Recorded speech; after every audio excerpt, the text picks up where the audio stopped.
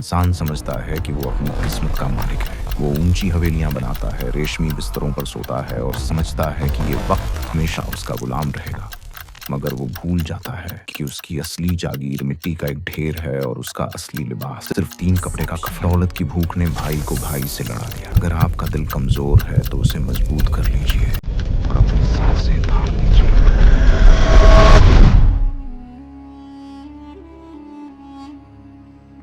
क्या कभी आपने सोचा है कि जब एक इंसान मरता है तो उसके जिस्म की मिट्टी तो यहीं रह जाती है, मगर उसकी चाहतें, उसकी नफरतें और उसके कर्म कहाँ जाते हैं? क्या वो हवा में बिखर जाते हैं या फिर वो एक ऐसी दुनिया में जमा होते हैं जहां न सूरज निकलता है, न चांद डूबता है? पिछले एपिसोड में हमने देखा कि कैसे हैदर की रूह ने अब्बास को आगाह किया था। सैयद शरीफुद्दीन दादा का रूहानी महल। लेकिन आज की रात कुछ अलग है। आज रात का अंधेरा कुछ कह रहा है। आज हवाओं में एक अजीब सी बेचैनी है। आज हैदर की रूह अब्बास के ख्वाब में तन्हा नहीं आई है। वो अपने साथ एक ऐसी सच्चाई, एक ऐसा मंजर लेकर आई है जिसे देखने के लिए इंसान को लोहे का जिगर नहीं बल्कि एक पाकीज़ा रूह चाहिए। दुनिया सो रही थी। सन्नाटा इतना गहरा था कि घड़ी की टिक टिक भी किसी हथौड़ी की चोट जैसी लग रही थी। अब्बास अपने बिस्तर पर लेटा था। दिन भर की दुनियावी जद्दोजहद, काम का बोझ और थकान ने उसके जिस्म को तोड़ दिया था। उसने करवट बदली। आंखों में नींद का बोझ था, मगर दिल में एक अजीब सी हलचल। उसने अपनी आदत के मुताबिक सूरह मुल्क की तिलावत की। आयतों की ठंडक उसके सीने में उतरने लगी। धीरे धीरे दुनिया की आवाज़ें मध्यम पड़ने लगी और वो नींद की गहरी वादियों में उतर गया। जैसे ही उसकी आंखें बंद हुई, एक दूसरा दरवाज़ा खुला। यह दरवाज़ा ख्वाब का नहीं था, यह कश्फ का दरवाज़ा था। अब्बास ने खुद को एक ऐसी जगह पाया जहाँ ज़मीन तो थी, मगर मिट्टी की नहीं बल्कि नूर की। आसमान था, मगर नीला नहीं बल्कि सुनहरी और दोपहरी रोशनी से बना हुआ। उस रोशनी के बीचों बीच उसका दोस्त खड़ा था, हैदर। वही हैदर जो दुनिया से जा चुका था, मगर यहाँ वो किसी बादशाह से कम नहीं लग रहा था। उसके चेहरे पर वो सुकून था जो दुनिया की सारी दौलत मिलकर भी नहीं खरीद सकती। उसके लिबास से हवाएं खेल रही थीं। हैदर ने अब्बास को देखा और मुस्कुराया। उसकी मुस्कान में एक अजीब सा खिंचाव था। उसने कहा, अब्बास, तुम आ गए। मैं तुम्हारा ही इंतजार कर रहा था। आज मैं तुम्हें सैयद शरीफुद्दीन दादा की उस दुनिया में ले चलूंगा जहां लफ्ज खत्म हो जाते हैं और हकीकत शुरू होती है। जैसे ही हैदर ने अपना हाथ बढ़ाया, फिजा बदल गई। अब्बास के सामने एक महल जाहिर हुआ। यह महल ईंट, गाड़े या पत्थर का नहीं बना था। इसकी दीवारें इबादतों के नूर से बनी थी। इसके गुंबद दुआओं के असर से चमक रहे थे और वहां हर कोने से एक खुशबू फूट रही थी। अब्बास ने एक गहरी सांस ली। उसका पूरा वजूद कांप उठा। ये खुशबू, या अल्लाह, ये क्या है? ये न गुलाब की थी, न कस्तूरी की, न दुनिया के किसी इत्र की। ये खुशबू ऐसी थी जैसे कोई सदियों से प्यासा हो और उसे जमजम का पानी मिल जाए। जैसे कोई बरसों से भटक रहा हो और उसे घर का दरवाजा मिल जाए। ये खुशबू नाक से नहीं, सीधे रूह से महसूस हो रही थी। अब्बास ने बेसाख्ता पूछा। उसकी आवाज़ कांप रही थी, हैदर, ये क्या है? मेरा जिस्म तो मेरे बिस्तर पर है, फिर मेरी रूह इस कदर सैराब क्यों महसूस कर रही है? ऐसा लग रहा है जैसे मेरे अंदर की सारी भूख, सारी प्यास मिट गई हो। हैदर की रूहानी मुस्कान और गहरी हो गई और कहा, अब्बास, जिसे तुम खुशबू समझ रहे हो, ये खुशबू नहीं है, ये रिस्क है, रूहानी रिस्क। दुनिया में तुम लोग जिस्म को जिंदा रखने के लिए रोटी और पानी तलाश लेते हो, मगर यहाँ रूह को जिंदा रहने के लिए अल्लाह का नूर चाहिए होता है। ये वो रूहानी खाना है जो अल्लाह सिर्फ अपने शहीदों और उन सिद्दीकीन, सच्चे लोग को अता करता है जिन्होंने दुनिया में अपनी ख्वाहिशों को कुर्बान किया। तभी उस नूरानी महल के बीच से एक बुजुर्ग हस्ती का ज़हूर हुआ, सैयद शरीफुद्दीन दादा। सफ़ेद दाढ़ी, चेहरे पर ऐसा जलाल और जमाल कि सूरज भी अपना मुंह छिपा ले। उनकी आंखों में कायनात की समझ थी। दादा ने अपनी भारी और गूंजती हुई आवाज में कहा, बेटा अब्बास, तुम सही वक्त पर आए हो। मैं वो हूँ जिसे अल्लाह ने शहीद का दर्जा दिया है। क्या तुमने अपने रब की किताब में नहीं पढ़ा? अल्लाह सूरह आले इमरान में इरशाद फरमाता है, और जो लोग अल्लाह के रास्ते में कत्ल किए गए हैं उन्हें तुम मुर्दा मत समझो, हरगिज नहीं, बल्कि वो जिंदा हैं, अपने रब के पास रिस्क पा रहे हैं। दादा ने आगे समझाया, ये जो महक तुम महसूस कर रहे हो, ये अल्लाह का वो खास तोहफा है जो बाजारों में नहीं मिलता। ये तब मिलता है जब इंसान दुनिया के जुल्म सहता है मगर उफ नहीं करता, जब वो हक के लिए अपना सब कुछ लुटा देता है। अल्लाह ने मेरी रूह को यह ताकत दी है कि मैं अपने इस रिस्क की खुशबू जहां चाहूं पहुंचा सकता हूं। आज ये तुम्हारे नसीब में थी। अब्बास की आंखों से आंसू बहने लगे। एक अजीब सा सुकून उस पर तारी हो गया था। लेकिन तभी दादा के चेहरे का नूर अचानक संगीन हो गया, जैसे आसमान पर बादल छा गए हों। उन्होंने अपनी नूरानी उंगली उठाई और एक अंधेरे कोने की तरफ इशारा किया। लेकिन अब्बास, याद रखना, हर रूह का अंजाम यह नूर नहीं होता। कुछ रूहें ऐसी भी हैं जो रिस्क को क्या, एक पल के सुकून के लिए भी तरसती हैं, और उन्हें यह सुकून क़यामत तक नसीब नहीं होगा। आओ, मैं तुम्हें एक दास्तान सुनाता हूँ। ये कहानी नहीं है, ये एक इबरत है उन लोगों के लिए जो सांस ले रहे हैं। ज़माना बहुत पुराना था। शहरों के शहरों से दूर पहाड़ों की गोद में एक छोटा सा गांव बसा हुआ था। वो गांव ऐसा था जैसे कुदरत ने उसे संवारा हो। हरी भरी वादियाँ, कल कल बहती नदियाँ और खेतों में लहलहाती फसलें। वहाँ की सुबह चिड़ियों की चहचहाहट से शुरू होती थी। इस गांव का एक नाम था, एक पहचान थी, और वो पहचान थी महमूद। उम्र 50 साल की बेहतरीन इंसान, जिसका चेहरा देखकर ही इंसान का खुदा पर यकीन मजबूत हो जाए। उसके चेहरे पर झुर्रियाँ थीं, मगर हर झुर्री में एक तजुर्बा और एक मुस्कान छुपी थी। महमूद इस इलाके का सबसे बड़ा जमींदार था। उसके पास सैकड़ों बीघा जमीन थी, खलिहान अनाज से भरे रहते थे और मवेशियों की कोई गिनती नहीं थी। लेकिन उसकी असल दौलत उसकी जमीन नहीं थी, उसकी असल दौलत उसका दिल था। उसकी हवेली जो ईंट और गाड़े से बनी थी, मगर गांव वालों के लिए वो किसी दरगाह से कम नहीं थी। सूरज निकलने से पहले ही उसकी हवेली का बड़ा दरवाजा खुल जाता था और सूरज डूबने के बाद भी वो कभी बंद नहीं होता था। गांव का कोई भी गरीब, कोई भी यतीम, कोई भी विधवा अगर मुसीबत में होती तो उसके कदम खुद ब खुद महमूद की हवेली की तरफ मुड़ जाते। महमूद का एक उसूल था। वो अक्सर अपने बेटे जैसे मुलाजिमों से कहता, देखो ये दौलत मेरी नहीं है, मैं तो बस इसका चौकीदार हूँ। इसका असली मालिक ऊपर वाला है और उसने मुझे यह जिम्मेदारी दी है कि मैं इसे उसके बंदों तक पहुँचाऊँ। जिस दिन मैंने मुट्ठी बंद कर ली, उस दिन वो मालिक मेरी रस्सियाँ खींच लेगा। वह अक्सर अपने खेतों की मेड़ पर बैठ जाता, फटे पुराने कपड़े पहने किसानों के साथ बैठकर सूखी रोटी और प्याज खाता, जबकि उसकी हवेली के अंदर मेहमानों के लिए मुर्ग मुसल्लम पक रहे होते। लोग पूछते, महमूद भाई आप खुद इतना सादा क्यों रहते हैं, आप तो बादशाह हैं।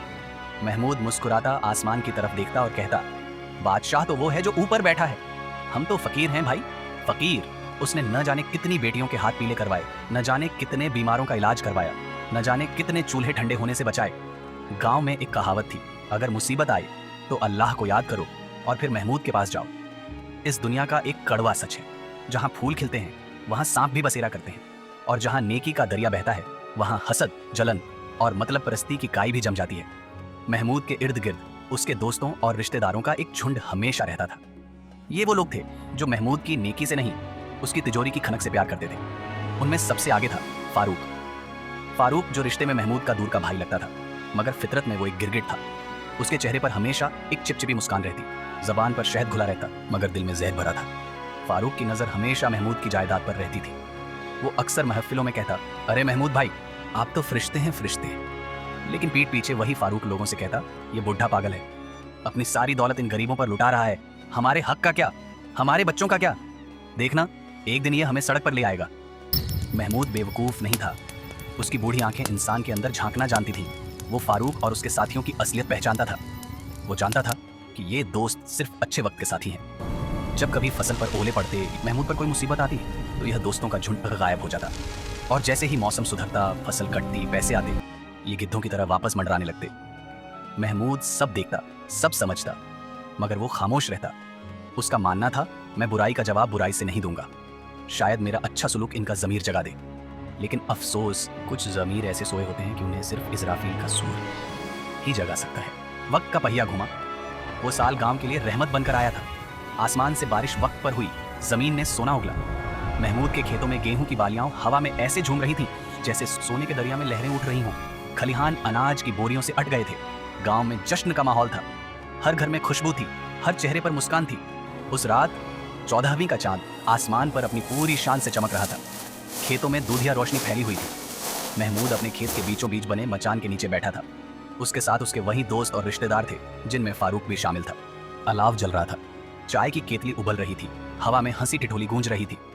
फारूक कह रहा था, महमूद भाई इस बार तो आप पर अल्लाह की ऐसी मेहरबानी हुई है कि 7 पुश्तें बैठकर खाएंगी। बस अब आप एक बड़ी हवेली और बनवा लीजिए। महमूद ने धीमे से कहा, फारूक ये अनाज 7 पुश्तों के लिए नहीं, गांव के 700 भूखे पेटों के लिए है। फारूक का चेहरा बुझ गया। तभी अचानक रात के सन्नाटे में एक आवाज गूंजी, कुत्तों के भौंकने की आवाज, फिर घोड़ों की टापों की तेज धमक। जमीन कांपने लगी। महमूद चौंका, उसने कान लगाए। ये कैसी आवाज है? इससे पहले कि कोई कुछ समझ पाता, अंधेरे को चीरते हुए मशालों की रोशनी दिखाई दी। धूल का गुबार उठा और उसमें से घोड़ों पर सवार, चेहरों पर नकाब बांधे, हाथों में नंगी तलवारें और भाले लिए, डाकुओं का एक खूंखार गिरोह खेत में घुस आया।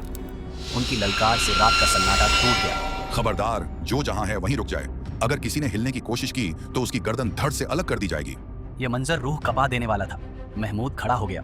उसकी उम्र 60 के करीब थी, मगर उसका सीना आज भी तना हुआ था। उसने गरज कर कहा, यह अनाज यतीमों का निवाला है, मेरी लाश पर से गुजरे बिना तुम इसका एक दाना भी नहीं ले जा सकते। लेकिन उसी मौके पर महमूद ने इंसानियत के 2 रंग देखे। एक तरफ वो दोस्त थे, वो फारूक और उसके चंद चमचे, जो अभी कुछ पल पहले साथ जीने मरने की कस्में खा रहे थे। मौत को सामने देखकर उनकी रूह कांप गई। फारूक का चेहरा पीला पड़ गया।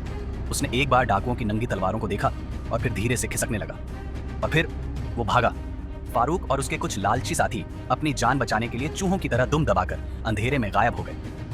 महमूद ने पीछे मुड़कर देखा। फारूक भाग गया था, मगर महमूद के कुछ सच्चे रिश्तेदार और जिगरी दोस्त वहीं डटे हुए थे। उनके चेहरों पर खौफ जरूर था, मगर पैर जमीन में गड़े हुए थे और उन सब के आगे खड़ा था हमजा, महमूद का चचाजाद भाई, 32 साल का भरा पूरा जवान, चौड़ा सीना, मजबूत बाहें और आंखों में वफा की चमक। हमजा कोई नासमझ बच्चा नहीं था, वो एक समझदार मर्द था जो जानता था कि आज रात खून बह सकता है। उसने अपनी लाठी कसी और महमूद के कंधे से कंधा मिलाकर खड़ा हो गया। उसने भारी आवाज में कहा, महमूद भाई, वो बुजदिल भाग गए तो क्या हुआ? हम तो हैं। आज या तो ये अनाज बचेगा या हमारी लाशें बिछेंगी, मगर पीठ नहीं दिखाएंगे। और फिर जंग शुरू हुई।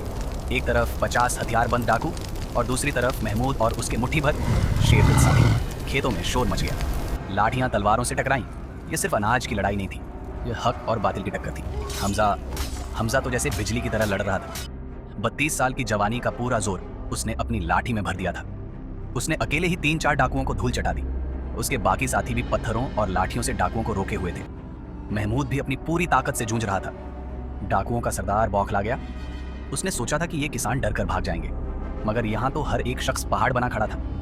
जब सरदार ने देखा कि हमजा को सामने से हराना मुश्किल है, तो उसने धोखा किया। जब हमजा 2 डाकुओं से लड़ रहा था, सरदार ने अंधेरे का फायदा उठाकर पीछे से वार किया। एक तेज धार तलवार हवा में लहराई और सीधे हमजा की पीठ को चीरती हुई सीने के पार हो गई। भाईजान! हमजा की वो भारी चीख ने रात का सीना चीर दिया। वो 32 साल का मजबूत जवान, जो अभी कुछ पल पहले दुश्मनों पर कहर बरपा रहा था, खून में लथपथ होकर गेहूं की बालियों पर गिर पड़ा। उसका गर्म और गाढ़ा खून उस जमीन में जज्ब होने लगा जिसकी हिफाजत का उसने वादा किया था। महमूद पागलों की तरह दौड़ा। हमजा, मेरे भाई! लड़ाई थम सी गई। महमूद ने हमजा का भारी सर अपनी गोद में रखा। हमजा की सांसें उखड़ रही थीं। उसने आखिरी बार महमूद को देखा, दर्द में भी मुस्कुराया और कहा, भाईजान, फिक्र न करना, मैंने अपना हक अदा कर दिया, बस खेत मत छोड़ना। और उसकी गर्दन एक तरफ लुढ़क गई। एक भरा पूरा घर उजड़ गया। महमूद की दहाड़ से आसमान हिल गया। अपने जवान भाई की लाश देखकर वो अब इंसान नहीं, एक जख्मी शेर बन चुका था। उसके और उसके बचे हुए साथियों के अंदर ऐसा जुनून पैदा हुआ कि वे मौत बनकर डाकुओं पर टूट पड़े। उसी वक्त गांव वालों की मशालें भी आती दिखाई दी। ये देखकर डाकू डर गए। वो लूट का माल और अपने घायल साथियों को छोड़कर भाग खड़े हुए। सुबह हुई, सूरज निकला, मगर महमूद की दुनिया अंधेरी हो चुकी थी। खेतों में अनाज महफूज था, मगर उस अनाज की कीमत हमजा के जवान खून से चुकाई गई थी। महमूद अपने भाई की लाश के पास पत्थर बना बैठा था। उसके वफादार साथी भी जख्मी हालत में आसपास बैठे रो रहे थे। तभी झाड़ियों से, पेड़ों के पीछे से वो भागे हुए दोस्त और फारूक वापस आने लगे, कपड़े झाड़ते हुए, सांस फूलने का नाटक करते हुए और चेहरों पर झूठा अफसोस सजाए हुए। फारूक आगे बढ़ा और हमजा की लाश देखकर आंसू बहाते हुए बोला, ओह या खुदा, ये क्या हो गया? बहुत बुरा हुआ महमूद भाई। हाय, हमारा हमजा मारा गया। हम तो और गांव वालों की मदद लाने गए थे, लेकिन अफसोस, देर हो गई। महमूद ने धीरे से सर उठाया। उसकी लाल आंखों में वो आग थी जो फारूक को जला सकती थी। उसने हमजा के ठंडे पड़े माथे को चूमा और फिर फारूक की तरफ देखा। उसने ठंडी, कटीली आवाज में कहा, मदद लाने गए थे या अपनी जान बचाने? फारूक, देखो, तुम वापस आ गए क्योंकि खतरा टल गया, माल बच गया। अगर तुम सब न भागते, अगर तुम सब साथ खड़े होते, तो शायद आज हमजा को अकेला न लड़ना पड़ता और वो जिंदा होता। फारूक की नजरें झुक गईं, लेकिन उससे शर्मिंदगी नहीं, बल्कि डर था कि कहीं महमूद उसे बेदखल न कर दे। लेकिन महमूद का कलेजा बहुत बड़ा था। उसने एक गहरी सांस ली और कहा, जाओ, मैंने तुम्हें माफ किया, क्योंकि मेरी लड़ाई अपनों से नहीं है। लेकिन याद रखना फारूक, वक्त गवाह है और ऊपर वाला सब देख रहा है। महमूद ने हमजा के खून का सदका समझकर वो सारा का सारा अनाज गांव के गरीबों में बांट दिया। उसने अपने लिए एक दाना भी नहीं रखा। साल बीतते गए, जमाने ने करवट बदली। महमूद अब बहुत बूढ़ा हो चुका था। उसका शरीर कमजोर हो गया था, सांसें उखड़ रही थीं, मौत उसके दरवाजे पर दस्तक दे रही थी। एक शाम जब सूरज ढल रहा था, महमूद को लगा कि उसका वक्त आ गया है। उसने अपने कमरे में गांव के काजी, वकील, कुछ बुजुर्गों और अब उसने घर के तमाम लोगों को इकट्ठा किया। कमरे में अजीब सी उदासी थी और आने वाली मौत का सन्नाटा। महमूद अपने बिस्तर पर लेटा था। उसने अपनी कांपती हुई आवाज में रुक रुक कर कहा, मेरी जिंदगी का सफर अब खत्म हो रहा है। अल्लाह ने मुझे जो कुछ दिया वो उसका था। मैं चाहता हूं कि मेरे मरने के बाद मेरी सारी जमीन, मेरे सारे बागीचे गांव के यतीम खाने और मदरसे के नाम कर दिए जाएं। कुछ हिस्सा उन बेवाओं को दिया जाए जिनके घर में कमाने वाला कोई नहीं है। ताकि मेरे बाद कोई भूखा न सोए। काजी साहब, वसीयत लिखिए। ये सुनते ही कमरे में जैसे बम फट गया। फारूक, जो अब भी वहीं था और जिसका लालच उम्र के साथ और बढ़ गया था, गुस्से से लाल हो गया। उसने चीख कर कहा, रुको, ये वसीयत नहीं लिखी जाएगी। महमूद ने चौंक कर अपनी धुंधली आंखों से फारूक को देखा। फारूक ने आगे बढ़कर काजी के हाथ से कागज छीन लिया। ये बुढ़ा सठिया गया है, मौत के डर से इसका दिमाग खराब हो गया है। सारी उम्र इसने लुटाया, अब मरते वक्त भी हमारे बच्चों के मुंह से निवाला छीनना चाहता है। हम वारिस हैं, हमारा हक है। महमूद ने अपना कांपता हुआ हाथ उठाया। उसकी आंखों में बेबसी थी।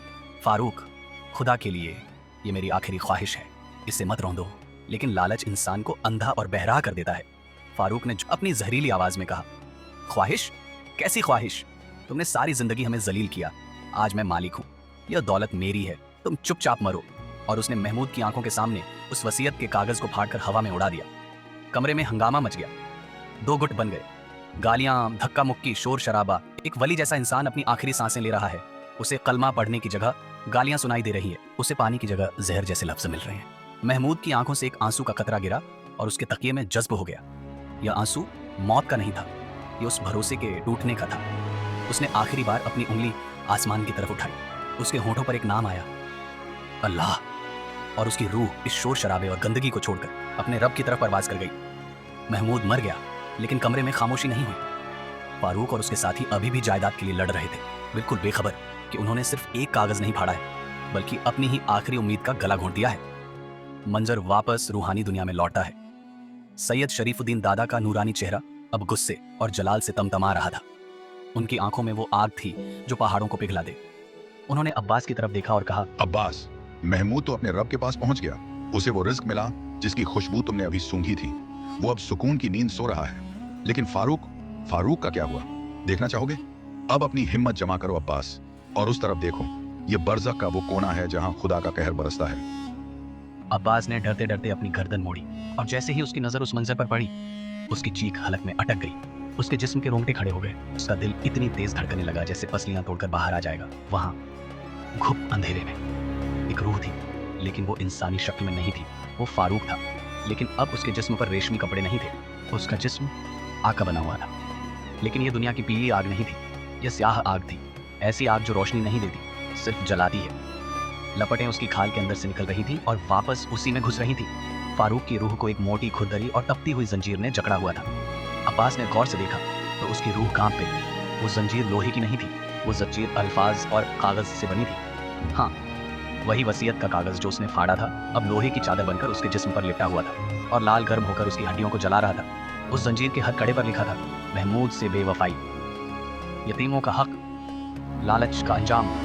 फारूक की रूह चीख रही थी, ऐसी चीख जिसमें हजारों साल का दर्द था। मुझे माफ कर दो महमूद भाई, मैं हाथ जोड़ता हूँ, मुझे माफ कर दो, मैं वसीयत नहीं फाड़ूं। अल्लाह के लिए मुझे सिर्फ और एक मौका दे।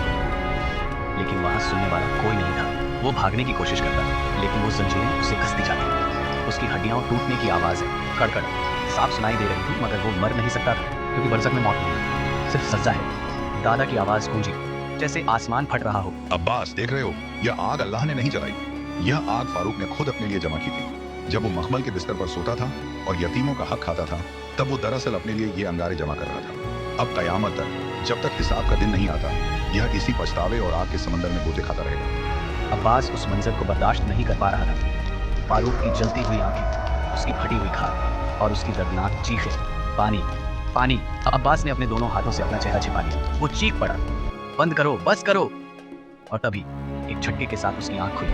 अब्बास अपने बिस्तर पर उठकर बैठ गया। उसका पूरा जिस्म पसीने से नहाया हुआ था। उसकी सांसें ऐसे चल रही थी जैसे वो मीलों दौड़ कर आया है। कमरे का ऐसे चल रहा था, मगर उसे अभी भी उस जहन्नुम की तपिश महसूस हो रही थी। उसके कानों में अभी भी फारूक की चीखें और जंजीरों की खनक गूंज रही थी। बाहर मस्जिद से फजर की अजान की आवाज आई।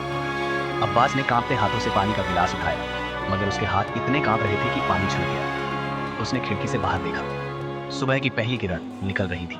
उसने महसूस किया कि यह सिर्फ एक सपना नहीं था, ये एक पैगाम था कि रिश्ते खून से नहीं, वफा और एहसास से बनते हैं, और जो इंसान नेकी का दामन छोड़कर लालच की उंगली थामता है, उसका अंजाम मौत के बाद मौत से भी बदतर होता है। अगर वीडियो पसंद आया हो तो लाइक, सब्सक्राइब, शेयर और कमेंट जरूर करें। आपकी दुआएं ही इस सफर की असली ताकत हैं।